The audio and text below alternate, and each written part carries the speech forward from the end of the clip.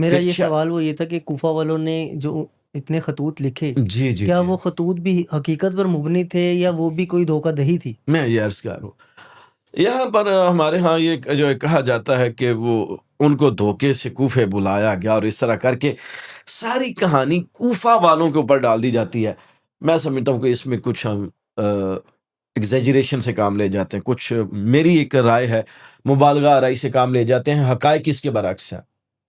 اگر ہم فوراً کہہ دیتے ہیں نا کہ جی کوفی، جیسے کہ عربی تک جو ہے، عربی کے محاورے بھی اس میں مشہور ہیں کہ کوفی لا یوفی، اور آج بھی کوئی کسی نے کسی کو بے وفائی کا تانا دینا ہو تو کہہ دیتے ہیں جی کہ فلاں تو کوفی مزاج کا ہے۔ سیاسی جلسوں میں بھی آج یوز ہوتا ہے کہ کوفے والے نہ بنو۔ جی اس طرح ہوتا ہے، حالانکہ یہ ایک ناانصافی ہے۔ اگر آپ ایسا کریں گے تو آپ ذرا سوچئے گا کہ آپ کے اس جملے کے نیچے بڑے بڑے صحابہ آتے ہیں۔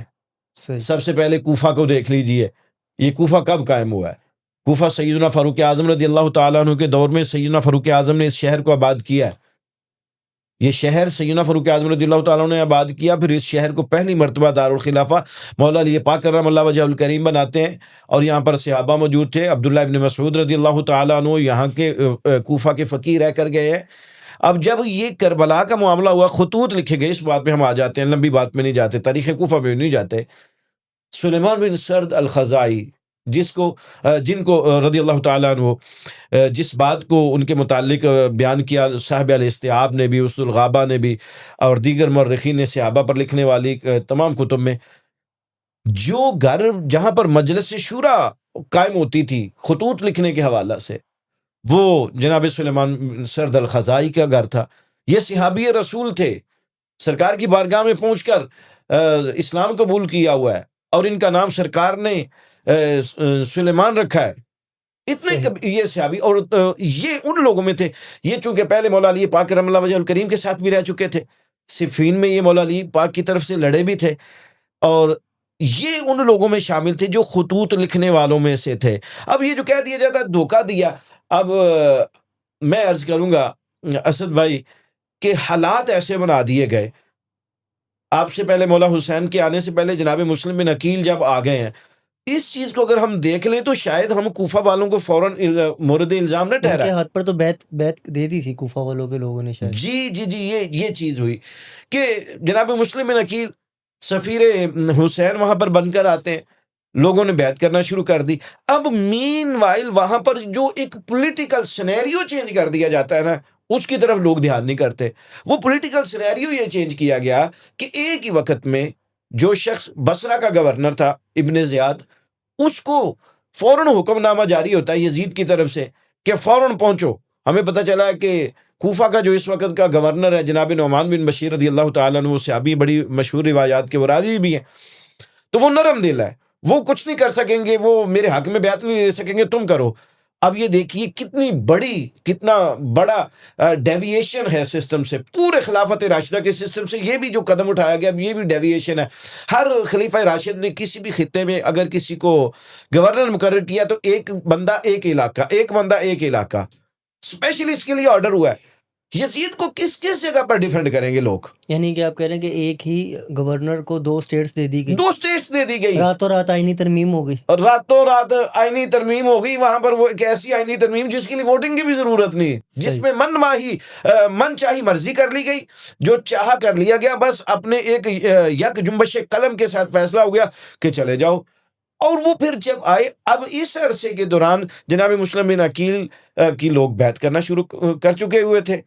جناب نعمان بن بشیر مطلب ایک پولائٹ پرسنالٹی تھے، حالات سازگار تھے۔ اب جیسے ہی راتوں رات یہ ابن زیاد پہنچا ہے جو گورنر بن کر، جب اگلے دن آیا تو 2 چیزیں ہوتی ہیں ہمیشہ لوگوں کی رائے بدلنے کے لیے۔ اب آپ اس وقت کی تاریخ سے لے کر آج کے دن تک دیکھ لیجئے، 22 جون 2026، آپ دنیا کے عرض کے ایک جگہ پر آپ بیٹھے ہوئے ہیں، پوری دنیا کی تاریخ دیکھ لیجئے، کسی ایک ملک کی بھی نہیں، لوگوں کی رائے ہمیشہ حق کے خلاف 2 طریقوں سے بدلی جاتی ہے، یا لالچ کے ذریعے سے یا خوف کے ذریعے سے۔ پہلے بندے کو لالچ دیا جاتا ہے، اگر لالچ میں وہ بندہ قابو نہ آئے تو پھر اس کو خوف میں مبتلا کیا جاتا ہے۔ تو یہ کام وہاں پر بھی کیا گیا کہ لوگوں کو کچھ کو خریدنے کی کوشش کی گئی، اور ذرا البدایہ والنہایہ کو پڑھیے، اپنے تاریخ معتبر سورسز کو پڑھیے، بکے بہت کم ہیں، لیکن جو مجبور کر دیا گیا، جن کو گھروں سے نہیں نکلنے دیا گیا. اور میں نے بتایا کہ جناب سلیمان بن سرد الخزائی جیسی شخصیت، اور ذرا ان کی کلیئرٹی دیکھ لیجئے گا، بعد میں ان کا کنڈکٹ بتاتا ہے کہ یہ اس وقت مجبور تھے. یہ جب کربلا میں اخلاقی طور پر ان کو شکست ہو جاتی ہے یزید کے فوج کو، اور ظاہری طور پر یہ سمجھتے تھے کہ ہم کامیاب ہو گئے، اور پھر اس کے بعد یہی جناب سلیمان بن سرد الخزائی کے یہ لوگوں کو لے کر نکلے کہ اب ہمارے حالات بن گئے ہیں کہ ہم نکلے، لوگوں کے مقابلہ کریں، گنجائش مل گئی ہے. اور انہوں نے پھر لیڈ کیا ہے، اور لیڈ یہاں تک کیا ہے تحریک توابون چلتی ہے، یزید کے خلاف چلتی ہے، اس کے ظلم کے خلاف چلتی ہے.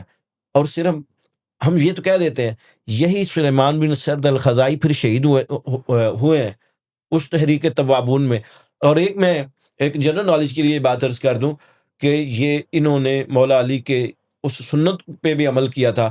جب مولا علی پاک شہید ہوتے ہوئے آپ کی زبان پر لفظ آئے تھے نا، فزت برب الکعبہ، کعبہ کے رب کی قسم میں کامیاب ہو گیا. یہ جناب سلیمان بن سرد الخزائی اتنا مولا علی سے پیار کرنے والے تھے، جب ان کی شہادت کا وقت آیا تھا تو ان کی زبان پر یہ لفظ آئے تھے، فزت برب الکعبہ، رب کعبہ کی قسم میں کامیاب ہو گیا. تو یعنی یہ کوفہ کے رہنے والے تھے، یہ تھے بلانے والے، اور یہ ہے ریئل پکچر. اگر فوری ہم کہہ دیتے ہیں کہ کوفی بھی ذات، تو اس کا مطلب ہے ہم بڑے بڑے صحابہ کے متعلق معاذ اللہ کیا ایسی بات کریں گے؟ ایسا نہیں ہے. انصاف سے کام لینا چاہیے. حالات ویسے بنا دیے گئے. آج بھی دنیا کے کسی خطے میں، میں مثال سے سمجھا دیتا ہوں، آج بھی دنیا کے کسی خطے میں، آپ ایک آزاد ملک میں رہ رہے ہیں، پوری دنیا کا مطالعہ کر لیجئے، کسی بھی ملک کو دیکھ لیجئے، اپنے ملک کو دیکھ لیجئے، ہمسایہ ملک کو دیکھ لیجئے، اسلامک غیر اسلامی ملک کو دیکھ لیجئے. کیا حالات ایسے بنا نہیں دیے جاتے کہ لوگ اہل حق ہوتے ہیں، بولنا چاہتے ہیں، لیکن ان کے لیے حالات ایسے بنا دیے جاتے ہیں کہ وہ نہیں بول پاتے. اسٹیٹ کے خلاف آپ اگر بولیں گے تو پھر جو بھی معاملات ہوں گے، جب اسٹیٹ اپنی ریٹ قائم کرتی ہے، معاملات پھر ایسے ہو جاتے ہیں. تو یہ نہیں کہ ہر وقت کا شخص جو ہے وہ جو مجبور کر دیا جائے تو کہہ دیا جائے کہ اس نے دھوکہ دیا ہے. اس میں کوئی یہ حقیقت سے زیادہ افسانہ ہے کوفہ والوں کے متعلق.